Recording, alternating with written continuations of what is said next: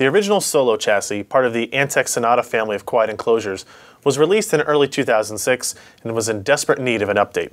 Today we're taking a look at the Solo 2 that combines some of the features we love in high-performance cases with noise reduction concepts and items like USB 3.0 front panel connections, toolless hard drive mounts, and more.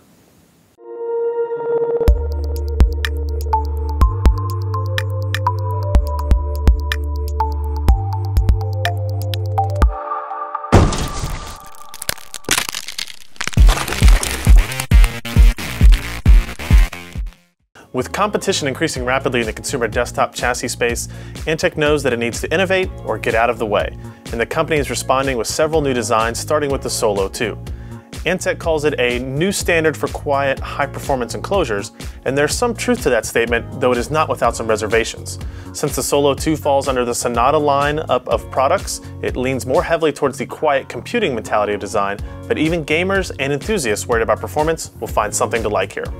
The Solo 2 is metal all the way around with the exception of the plastic front panel. The sides and top are heavier than you might expect thanks to the polycarbonate material that absorbs noise in a similar manner to the foam material you might have seen before.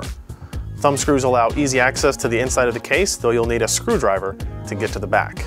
On the front of the case you'll find a nice I/O collection including 2 USB 2.0 ports, 2 USB 3.0 ports, headphone and mic connections, and the power reset buttons.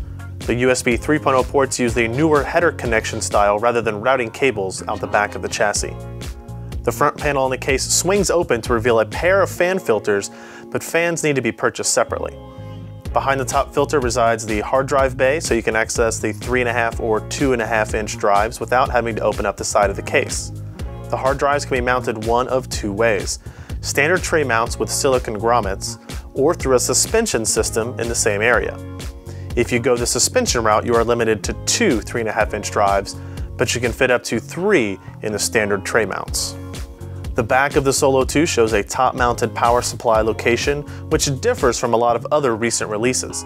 Antec says this was done to allow for larger graphics card compatibility in a smaller footprint. The mesh area at the top allows for air intake for the power supply, though unfortunately it does not include a filter. The inside of the Solo 2 is relatively small, but you will find ample room to work and for enthusiast-class components. The standard ATX motherboards are not a problem, and Antec claims graphics cards up to 15 inches in length can be accommodated. Considering even the massive Asus Mars 2 card is only 13 inches, that should be enough. The mounting tray for the motherboard has one of the largest openings for a CPU cooler installation we have ever seen. Also of note is the space below the hard drive bays that fits a 2.5 inch hard drive or SSD that is separate from the other drive options above it.